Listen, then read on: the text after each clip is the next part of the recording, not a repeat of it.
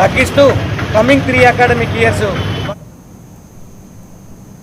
ఈ నెల 20వ తేదీన విశాఖపట్నంలోని సింహాచల శ్రీ వరాహలక్ష్మీ నరసింహస్వామి వార్షిక చందనోత్సవం అత్యంత వైభవంగా జరగనుంది. ఇప్పటి వరకు అమ్మకాలు జరిపిన చందనోత్సవ ఆన్లైన్ టికెట్లను రేపటి నుంచి నిలిపివేస్తున్నట్లు ప్రకటన చేశారు.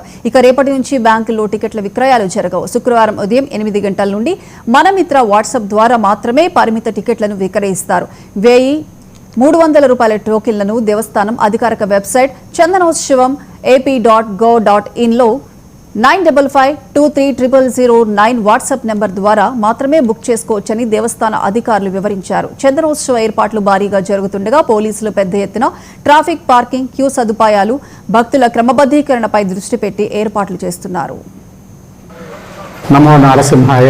ఈ నెల 20వ తారీఖున సింహగిరిపై జరుప తలపెట్టినటువంటి చందనోత్సవం సందర్భంగా భక్తులందరికీ దర్శనార్థం 1000 రూపాయలు మరియు 300 రూపాయల టికెట్లని జారీ చేయడం అయింది. అందులో కొన్ని ఆన్లైన్ ద్వారాను, కొన్ని వాట్సాప్ మనమిత్ర ద్వారాను, అదేవిధంగా మరికొన్ని బ్యాంకుల ద్వారా కూడా టికెట్లను జారీ చేశాం.